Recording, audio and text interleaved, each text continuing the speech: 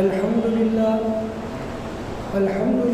وكفى وسلام على عباده الذين اصطفى أما بعد فأعوذ بالله من الشيطان الرجيم بسم الله الرحمن الرحيم إن الله يأمركم أن تؤدوا الأمانات إلى أهلها وقال الله تعالى في موضع آخر ظهر الفساد في البر والبحر وقال النبي صلى الله عليه وسلم اجتنبوا الخمر فإنها أم الخبائث أو كما قال عليه الصلاة والسلام. محترم مصلیان کرام اور میرے عزیز ساتھیوں، آج پورے معاشرے میں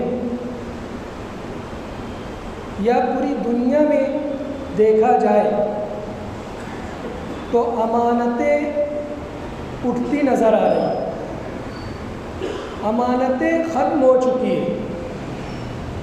نبی کریم صلی اللہ علیہ وسلم کا فرمان ہے کہ قرب قیامت میں امانتیں اٹھ جائے گی اور دور دراز علاقوں میں یہ سنا اور کہا جائے گا کہ فلاں شہر میں یا فلاں دیہات میں ایک شخص ہے جو امانت دار ہے۔ مطلب یہ ہے کہ امانت دار شخص کا ملنا بہت مشکل ہو جائے گا، لوگ خائن بن جائیں گے، امانت دار خال لوگ نظر آئے گے، اور یہ قرب قیامت کی نشانیوں میں سے، اور ہمارا آج کا دور اس پر صادق آتا ہے۔ آج ہم اپنے معاشرے میں نظر ڈالیں تو خال لوگ امانت دار نظر آتے ہیں، ورنہ پورا معاشرہ خیانتوں سے بھرا ہوا ہے۔ آج ہم غور کریں کہ فلاں جگہ جگہ پر یہ لکھا ہوتا ہے کہ یہاں پیور دودھ ملتا ہے، پیور گھی ملتی ہے، اصلی شہد ملتا ہے۔ ہم یہ دیکھتے ہیں، اپنے معاشرے میں دیکھتے ہیں، یہ پیور لکھنے کی ضرورت ہمیں کیوں پیش آئی؟ ہم غور کریں کہ پیور لکھنے کی ضرورت ہمیں کیوں پیش آئی، تو ہمیں یہ بات غور کرنے سے معلوم ہوگی کہ لوگ ملاوٹ کر کے بیچ رہے ہیں۔ آج کا دور دودھ میں ملاوٹ، شہد میں ملاوٹ، پیور گھی میں ملاوٹ، اسی وجہ سے اس بات کو لکھنے کی ضرورت آئی کہ یہاں پر پیور دودھ ملتا ہے، پیور شہد ملتا ہے، پیور گھی ملتا ہے۔ کیونکہ لوگ خائن بن چکے ہیں، لوگ اب امانت دار نہیں رہ گئے۔ بہت کم لوگ ایسے نظر آتے ہیں جو امانت دار ہو، اور امانت کا مفہوم صرف یہی نہیں ہے کہ کسی سے کوئی چیز وقت مقرر کر لے لی جائے اور جب اس کا وقت آئے دوبارہ لوٹانے کا تو اس کو لوٹا دیا جائے۔ ہم امانت صرف اسی چیز کو سمجھتے ہیں کہ فلاں سے کوئی چیز لی اور اس کو وقت مقررہ پر لوٹا دی۔ امانت یہ تو ہے، لیکن امانت کا مفہوم بہت وسیع و عریض ہے۔ امانت صرف اسی چیز کا نام نہیں ہے۔ اللہ تبارک و تعالیٰ قرآن کریم میں فرماتے ہیں کہ تم امانت والوں کو اس کی امانت پہنچا دو۔ تو اب ہمیں یہ جاننا بھی بہت ضروری ہے کہ امانتوں کے اندر کون کون سی چیزیں آتی ہیں، امانت کس کو کہتے ہیں، اور امانت میں خیانت کن چیزوں سے ہوتی ہے۔ اللہ تبارک و تعالیٰ نے ہمیں بہترین زندگی عطا فرمائی، اور اس زندگی میں ہمیں برتنے کے لیے ایک تندرست جسم عطا فرمایا۔ تو یہ جسم اللہ تبارک و تعالیٰ کی بہت بڑی امانت ہے، اور اس جسم کے اندر نہ جانے کیسی کیسی چیزیں ہم اس کو شمار بھی نہیں کر سکتے۔ یہ تمام چیزیں اللہ تبارک و تعالیٰ کی امانتیں۔ اگر کوئی بچہ ماں کے پیٹ سے کچھ نقص کے ساتھ پیدا ہو جائے تو دنیا کے بڑے سے بڑے ڈاکٹر اگر تمام لوگ مل جائے اور اس نقص کو پورا کرنا چاہے تو کبھی نہیں کر سکتے۔ تمام لوگ ہاتھ اٹھا دیں گے اور یہ کہنے پر مجبور ہو جائیں گے کہ جو بچہ ماں کے پیٹ سے نقص کے ساتھ پیدا ہوا ہے وہ پوری زندگی اسی طرح رہے گا۔ کوئی ڈاکٹر اور کوئی سائنسداں ماں کے پیٹ سے پیدا ہوا بچے کو، نقص کے ساتھ پیدا ہوئے بچے کو پورا نہیں کر سکتا ہے۔ آج ہم دیکھ لیں ہمارے جسم کے اندر اللہ تبارک و تعالیٰ نے کیسی کیسے امانتیں رکھی ہیں۔ یہ آنکھ، کان، ہاتھ، پیر، تمام چیزیں اللہ تبارک و تعالیٰ کی امانتیں۔ ہم اس پر غور کریں۔ ایک شخص کا ایکسیڈنٹ ہوا، اس کی آنکھ کی پلک کا جو حصہ ہے وہ زائل ہو گیا، خراب ہو گیا، تو علاج کے لیے کسی ڈاکٹر کے پاس گیا۔ ڈاکٹر کہنے لگا اب آپ کو ہر 15 منٹ میں یا ہر آدھے گھنٹے میں اپنی آنکھ کو دھونا پڑے گا، اپنے چہرے کو اچھی طرح پانی سے دھونا پڑے گا۔ وجہ پوچھی تو بتایا کہ اللہ تبارک و تعالیٰ نے اس آنکھ کی پلکیں جہاں سے نکلتی ہے وہاں پر اللہ تبارک و تعالیٰ نے ایک پانی کا ایک حسین انتظام کیا ہے کہ جب انسان چلتا پھرتا ہے اس کی آنکھوں میں دھول آتی ہے تو جب انسان پلک جھپکتا ہے تو اس پانی کے ذریعے تمام جو دھول غبار ہوتی ہے وہ تمام صاف ہو جاتی ہے، اور آپ کی وہی چیز ایکسیڈنٹ میں زائل ہو چکی ہے۔ اب آپ کو ہر 15 منٹ میں یا ہر آدھے گھنٹے میں اپنی آنکھ کو دھونا پڑے گا۔ ہم سوچیں کہ یہ اللہ تبارک و تعالیٰ کی کتنی بڑی امانت ہے۔ اللہ تبارک و تعالیٰ نے ہمیں آنکھ کی بہترین نعمت دی ہے۔ اس آنکھ کی بہترین نعمت کا تقاضا یہ ہے کہ اس کو اللہ تبارک و تعالیٰ کی فرما برداری والے کاموں میں صرف کیا جائے، اللہ تبارک و تعالیٰ کی ناراضگی والے کاموں سے اس کو بچایا جائے۔ اگر ہم اپنی آنکھوں سے بدنگاہی کرتے ہیں یا انٹرنیٹ پر یا موبائل میں اس کا غلط استعمال کرتے ہیں تو کل قیامت کے دن اللہ تبارک و تعالیٰ کے حضور اس کی پوچھ گچھ ہوگی اور یہ پوچھا جائے گا کہ میں نے تم کو ایک حسین آنکھ عطا فرمائی تھی، بتاؤ تم نے اس کا کیسا استعمال کیا ہے؟ جواب تو تم نے اس کا کیسا استعمال کیا ہے؟ ہم اللہ کے حضور اس وقت کیا جواب دیں گے؟ اسی طرح اللہ تبارک و تعالیٰ نے ہمیں کان کی نعمت عطا فرمائی۔ اگر ہم کانوں سے گانے سنیں گے یا کوئی غیبت اور چغلی سنیں گے تو کل قیامت کے دن اللہ کے حضور اس کا جواب دینا پڑے گا کہ میں نے تم کو جو کان عطا فرمایا تھا وہ میری عبادت کے لیے اور قرآن کریم اور حدیث سننے کے لیے عطا فرمایا تھا کہ تم اس کے ذریعے اذان سن کر مسجد آ سکو اور میری عبادت کر سکو اور قرآن کریم کی تلاوت کو سن کر تم میرے نزدیک اور قرب حاصل کر سکو۔ بتاؤ تم نے اس کا صحیح استعمال کیا ہے یا نہیں کیا؟ اسی طرح اللہ تبارک و تعالیٰ نے زبان کی نعمت عطا فرمائی، اور زبان کی نعمت کا صحیح استعمال یہی ہے اور زبان کی امانت کا صحیح استعمال یہی ہے کہ اس کے ذریعے سے انسان قرآن کریم کی تلاوتوں میں مشغول ہو، اللہ تبارک و تعالیٰ کا ذکر کرے۔ اگر اس کے ذریعے سے کوئی انسان جھوٹ بولتا ہے، چغل خوری کرتا ہے یا کوئی اور گناہ کے کاموں میں اس کا استعمال کرتا ہے تو کل اللہ کے حضور اس کی بھی پوچھ گچھ ہوگی اور پوچھا جائے گا بتاؤ کہ ہم نے تم کو زبان دی تھی، میرے ذکر کے لیے دی تھی، تم نے اس کا کہاں استعمال کیا اور کیسے استعمال کیا؟ نبی کریم صلی اللہ علیہ وسلم کا فرمان ہے کہ اگر جو شخص مجھے 2 چیزوں کی گارنٹی دے دے کہ وہ اس کا صحیح استعمال کرے گا تو میں بھی اس کو گارنٹی دیتا ہوں کہ وہ جنت میں جائے گا، اور وہ چیزیں ایک ہے زبان اور ایک ہے شرمگاہ۔ اگر کوئی یہ 2 چیزوں کی گارنٹی دے دیتا ہے کہ وہ اپنی شرمگاہ کا صحیح استعمال استعمال کرے گا یا اپنی زبان کا صحیح استعمال کرے گا تو کل اللہ کے حضور نبی کریم صلی اللہ علیہ وسلم اس کی سفارش کرے گی۔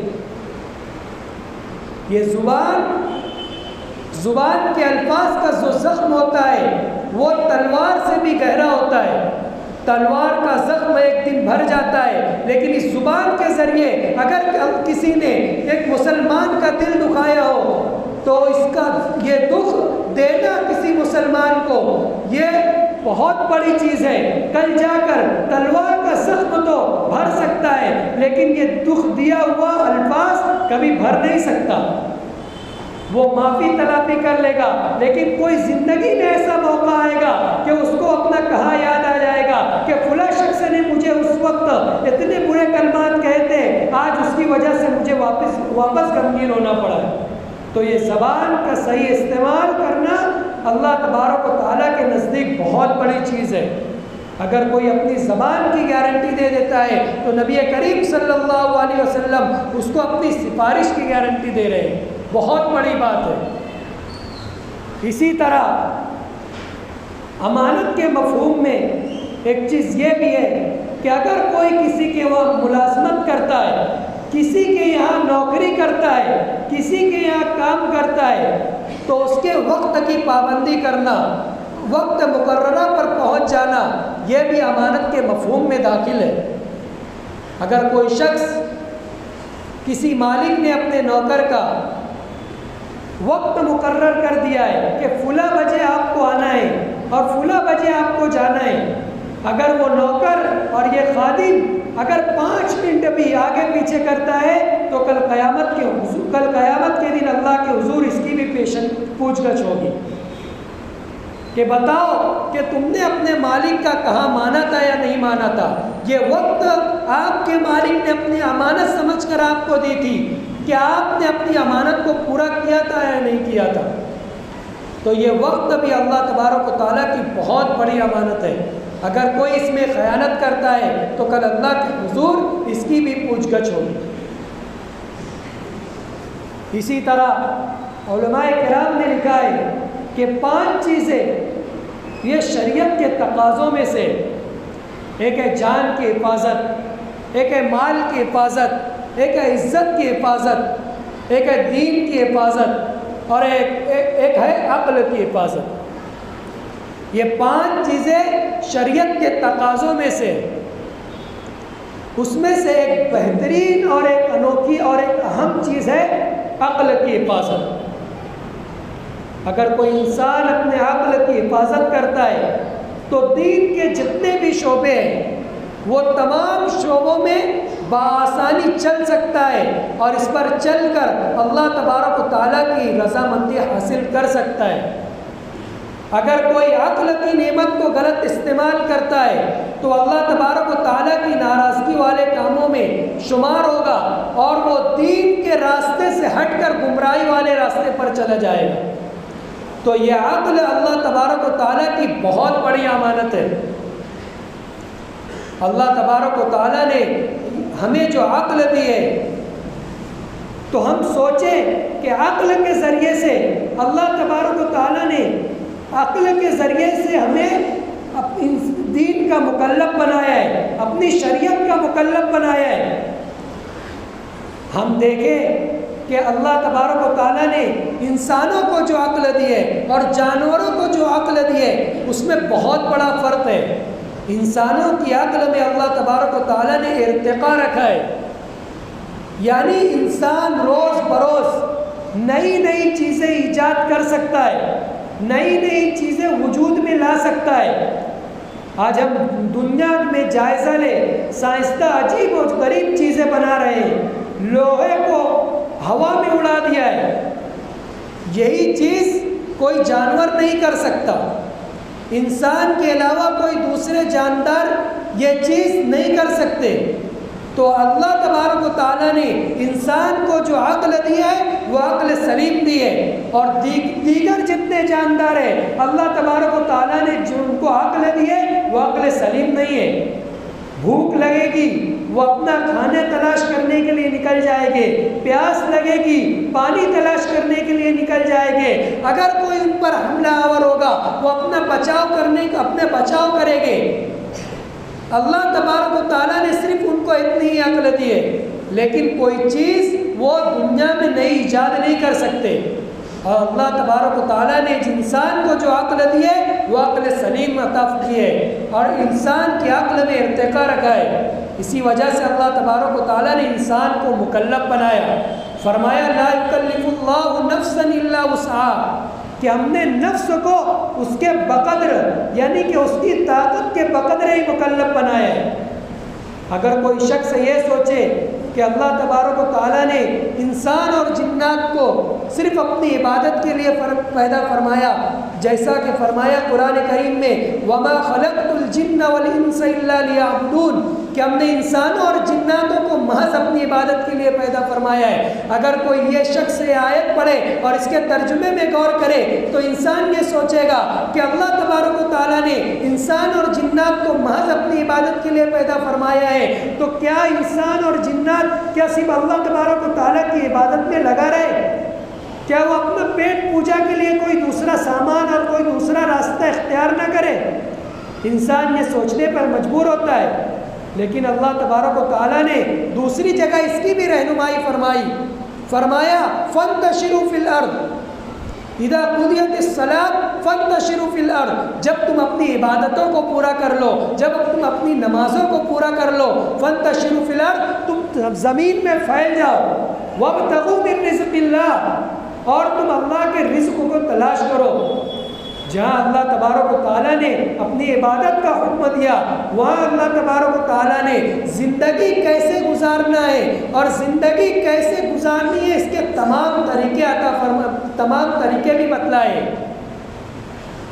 تو انسان کو جب عقل اللہ تبارک و تعالیٰ نے دی ہے، اگر یہ عقل کے ذریعے سے اس کا صحیح استعمال کر کے قرآن کریم پڑھے گا، قرآن کریم کے تراجم پہ غور کرے گا اور حضور پاک صلی اللہ علیہ وسلم کی احادیث پڑھے گا، تو اس کو زندگی کس طریقے سے اللہ تبارک و تعالیٰ کو راضی کرتے ہوئے گزارنا ہے، اس کو زندگی گزارنے کا طریقہ آئے گا۔ لیکن جہاں انسان نے اپنی عقل کے ساتھ خیانت کرنا شروع کر دی، اللہ تبارک و تعالیٰ کی دی ہوئی امانت کے ساتھ خیانت کرنا شروع کر دی، تو وہ انسان رائے راست سے ہٹ جائے گا، انسان گمراہی والے راستوں پر چلنا شروع ہو جائے گا، اور وہ شیطان اس کو کس طریقے سے بہکا دے گا اس کو سمجھ میں بھی نہیں آئے گا۔ تو یہ انسان کو اس بات کا جاننا بھی بہت زیادہ ضروری ہے کہ عقل جو اللہ تبارک و تعالیٰ کی امانت ہے اس کی خیانت کیا ہے، وہ خیانت سے کس طرح سے بچ جائے، اس کو اس بات کو بھی جاننا بہت ضروری ہے۔ تو عقل کی خیانت یہ ہے ایسی چیزوں کا استعمال کرنا جس سے انسان کی عقل معاف ہو جائے، چاہے ہمیشہ کے لیے ہو جائے یا کچھ دیر کے لیے ہو جائے، یا اللہ تبارک و تعالیٰ کی دی ہوئی امانت کے ساتھ خیانت کرنا ہے۔ اور وہ چیز کیا ہے؟ وہ چیز ہے نشے کی چیزوں کا استعمال کرنا، وہ چیز ہے ہر ایسی چیزوں کا استعمال کرنا جس میں نشہ موجود ہو۔ آج ہم معاشرے میں دیکھتے ہیں کہ بہت سی ایسی چیزیں نکل گئی ہیں جس میں نشہ موجود ہو، چاہے وہ شراب کی شکل میں ہو یا افیون کی شکل میں ہو یا کوئی دوسری کتا گولیوں کی شکل میں ہو یا انجیکشن کی شکل میں ہو، تمام چیزیں حرام ہیں، اور تمام چیزوں کا استعمال کرنا یا اللہ تبارک و تعالیٰ کی دی ہوئی امانت کے ساتھ خیانت کرنا ہے۔ آج ہم دیکھتے ہیں جہاں کہیں خوشی کا موقع ہوتا ہے، شادی بیاہ کا موقع ہوتا ہے، یا چھوٹی چھوٹی دعوتیں ہوتی ہیں، یا رات کی مجلسیں جب لگتی ہیں، تو اللہ ہمیں معاف کرے ہماری مجلسیں نشے سے خالی نہیں ہوتی ہیں۔ چھوٹے چھوٹے بچے، ہم اپنے محلے کا جائزہ لیں، ہم اپنے معاشرے کا جائزہ لیں، ہم ایسی جگہوں کا جائزہ لیں جہاں سنسان وادی ہے، جہاں پر آدمی گزرتا نہیں ہے، ہمارے علاقے میں ایسی جگہ موجود ہے، ہم رات کو وہاں جا کر دیکھیں، ہمارے اپنے گھر کے بچے نشہ کرتے ہوئے نظر آئیں گے، ایسے لوگ نشے میں مبتلا نظر آئیں گے جس کو ہم نیک سمجھتے ہیں، ہم سوچ بھی نہیں سکتے کہ یہ شخص اور یہ لڑکا اور یہ فلاں آدمی نشہ کرتا ہوگا۔ ہمارے گھر کے افراد ایسے نشے میں مبتلا نظر آئیں گے۔ ہم جائزہ لیں، باپ اپنے بچوں کا جائزہ لے۔ آج معاشرے میں دیکھا جا رہا ہے کہ چھوٹے سے چھوٹا بچہ نشے کی چیزیں استعمال کر رہا ہے۔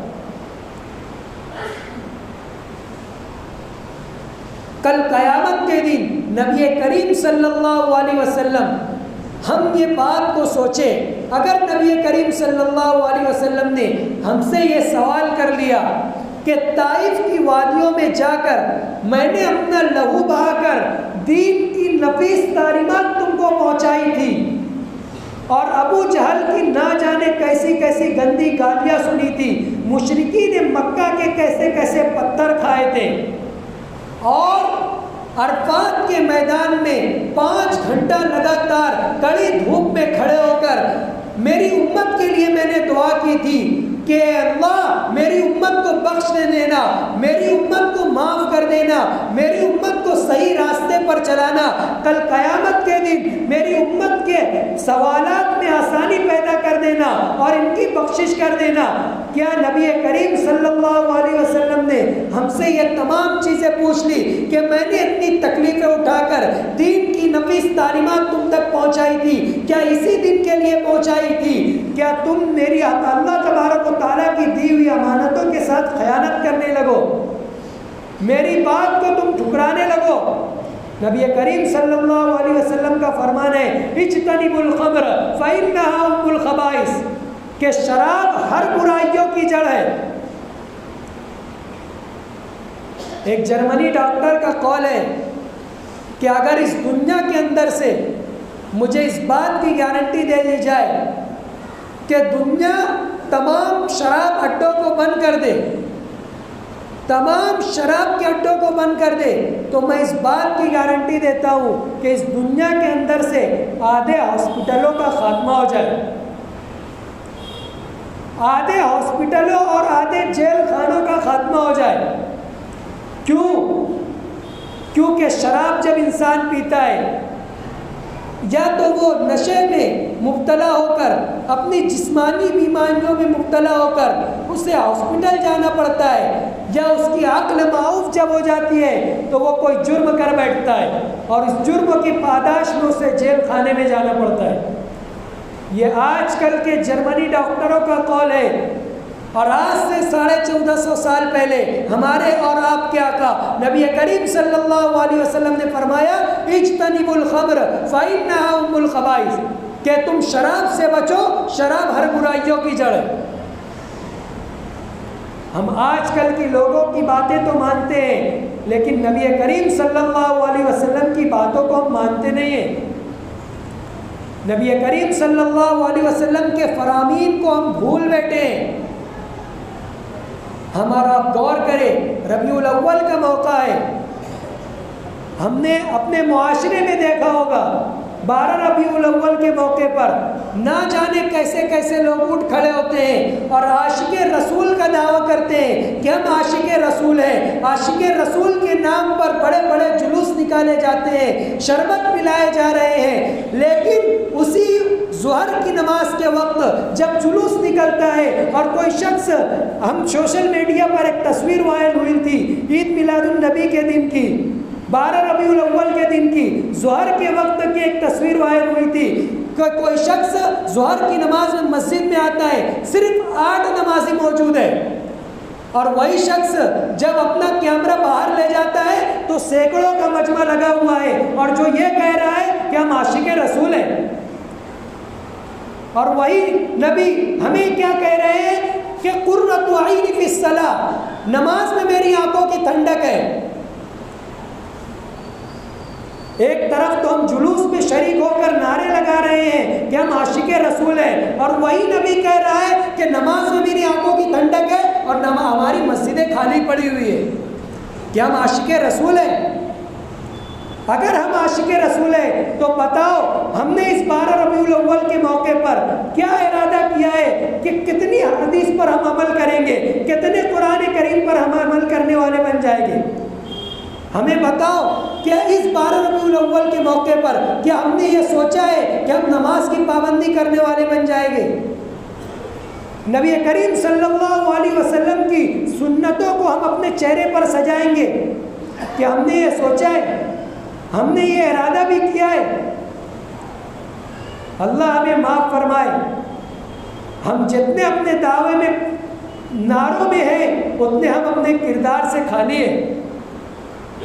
اگر ہم سچے عاشق رسول ہوتے تو آج ہمارا کردار بتاتا، آج ہمارے اخلاق بتاتے کہ واقعی یہ سچا عاشق رسول ہے۔ دیوبند کے ایک علاقے میں میں صرف آپ کو اس بات کو بتا رہا ہوں کہ اگر ہم اپنے اخلاق کو اور اپنا ظاہری کردار ہم بدل لیں تو کتنا بڑا معاشرے میں فرق پڑتا ہے۔ دیوبند کے ایک علاقے کے اندر فساد کا اعلان ہوا کہ فلاں گاؤں کے اندر فساد لگنے والا ہے، ہندو مسلم لڑائی جھگڑے ہونے والے ہیں۔ تو وہاں ایک سمجھدار آدمی تھا، تو اس نے یہ سوچا کہ ہماری بستی میں تو مسلمان بہت کم ہیں، اگر ہندو مسلم کوئی جھگڑا ہوتا ہے تو ہو نہ ہو ہمارا ہی نقصان ہوگا۔ تو اس شخص نے سمجھداری کا مظاہرہ کرتے ہوئے تمام گاؤں والوں میں ٹوپیاں بانٹی اور یہ اعلان کیا کہ کل صبح آپ تمام لوگ اپنے گھروں سے ٹوپی پہن کر نکلیں گے، بغیر ٹوپی کے کوئی مسلمان گھر سے باہر نہ نکلے۔ جب صبح ہوئی تمام مسلمانوں کے سروں پر لوگوں نے ٹوپیاں دیکھی تو اس وقت غیر ڈر گئے اور یہ کہنے لگے کہ ان مسلمانوں نے باہر سے مسلمانوں کو بلایا ہے تاکہ آج کے اس فساد میں ہمارا خاتمہ کر دے۔ حالانکہ کسی باہر سے کوئی فوج نہیں بلائی گئی تھی، کسی مسلمان کو مدعو نہیں کیا گیا تھا، صرف نبی کریم صلی اللہ علیہ وسلم کی ایک سنت کے سروں پر ٹوپیاں انہوں نے اپنی سجا لی۔ تو یہ سمجھ گئے کہ انہوں نے باہر سے بلایا ہے۔ کیونکہ ہم نے آج اپنے سروں پر اور آج اپنے چہروں پر داڑیاں رکھنی چھوڑ دی ہے تو کوئی ہمیں مسلمان بھی سمجھتا نہیں ہے۔ اگر آج ہم اپنے چہروں پر داڑیاں سجا لیں اور اپنے سروں پر ٹوپیاں رکھ لیں تو آج لوگ ہمیں مسلمان سمجھیں گے۔ ہمارے کردار کو دیکھ کر لوگ خوف کھاتے ہیں، ہمارے ظاہری اخلاق کو دیکھ کر لوگ خوف کھانے لگتے ہیں۔ تو ہمیں ضرورت ہے جس طرح ہم اپنے نعرے بازی میں اور زبان کی لفاظیوں میں عاشق رسول ہیں، ہم اپنے کردار میں بھی، اپنے اندر بھی، اپنے اخلاق میں بھی عشق رسول کو پیدا کریں گے اور نبی کریم صلی اللہ علیہ وسلم کی لائی ہوئی شریعت پر اور لائی ہوئے قرآن کے مطابق زندگی گزارنے والے بنیں گے۔ اللہ تبارک و تعالی ہمیں کہنے سننے سے زیادہ عمل کرنے کی توفیق عطا فرمائے۔ وآخر دعوانا الحمد للہ رب العالمین۔